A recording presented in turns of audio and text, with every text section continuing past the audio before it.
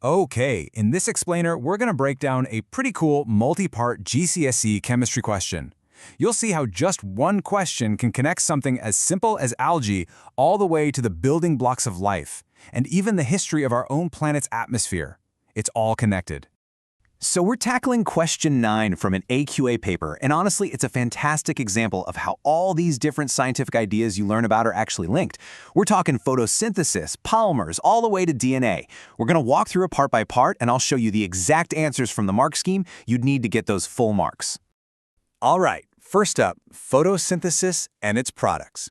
The question kicks off with algae, and you guessed it, the good old process of photosynthesis. So this part is all about what gets made during that reaction. So, imagine the setup. You've got some algae and water, plenty of carbon dioxide, and a bright light shining on it. You see bubbles coming off and you collect them. The question is pretty straightforward. How do you prove what that gas actually is? And importantly, you have to describe both the test you do and the result you'd expect to see. And here's the answer straight from the mark scheme. The test, you use a glowing splint. The result, it relights. Now, being super specific here is absolutely crucial. If you said a burning splint or a lit splint, you wouldn't get the mark. The whole point of the test is that the high oxygen concentration from photosynthesis is what brings that little ember back to life.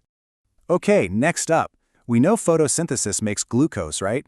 Well, glucose is a simple sugar, what scientists call a monomer. Think of it like a single Lego brick. The question asks for two naturally occurring polymers made from glucose. So, what are two big things that are built by sticking a ton of those glucose Lego bricks together? The mark scheme actually gives 3 possible answers, and you just needed to name any 2 of them to bag the marks.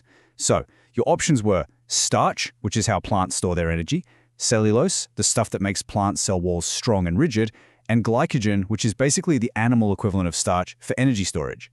Okay, now we're zooming right in from the big picture down to the molecular level. Let's talk amino acids and polymerization. This is all about the building blocks of proteins. So here we have a picture of glycine. It's the simplest amino acid you can get. The question for us is, how many functional groups can you see in that molecule? Take a quick look. Can you spot them? The answer is 2. If you look closely at the structure, you've got the amino group on one side, that's the NH2, and the carboxylic acid group on the other, the COOH. Those 2 groups are literally what makes an amino acid an amino acid. Right. So when lots of these glycine molecules link up to make a big chain called a polypeptide, they do it through something called condensation polymerization. The key thing to know about this process is that every time 2 molecules join, a tiny little molecule gets kicked out. So the question is, what is that other substance that gets made? And the answer is just plain old water. Yep, H2O. For every new bond that forms between 2 amino acids, 1 molecule of water is released. That's actually why they call it condensation polymerization. It produces water, just like condensation on a window. All right, now the question takes a huge leap in scale. We're going from tiny molecules all the way back to the history of our planet. Next section, clues from Earth's atmosphere. Let's connect this chemistry to early Earth. Now, this is a really interesting little puzzle. We know glycine has carbon, hydrogen, and oxygen in it. And sure, that can come from carbon dioxide and water. But wait, it also has nitrogen. So the big question is, where on Earth did the very first algae get that crucial nitrogen from way back in the early atmosphere? According to the mark scheme, there are 2 main suspects. The first is ammonia, which has the formula NH3, so it's got nitrogen right there. The other is nitrogen gas itself, N2, which made up a huge chunk of the early atmosphere, just like it does today. Okay, for the final part of this question, we're talking about the most famous polymer of them all, the absolute blueprint for life. Let's get into the structure of DNA.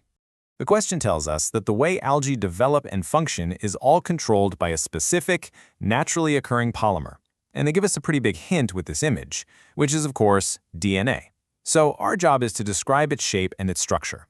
So how do you describe something so complex? Well, the mark scheme breaks it down into 3 key points for full marks. Number 1, it's made of 2 polymer chains, or strands.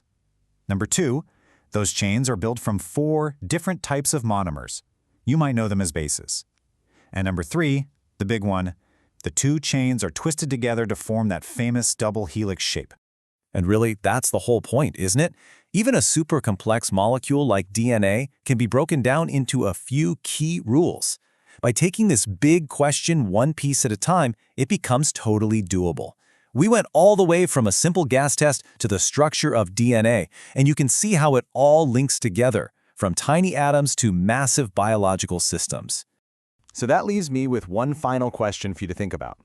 We've seen here how complex polymers are just built from simple repeating units. So what other really complex systems, in biology or, hey, even outside of it, can we get a better handle on just by breaking them down into their fundamental building blocks? Something to chew on.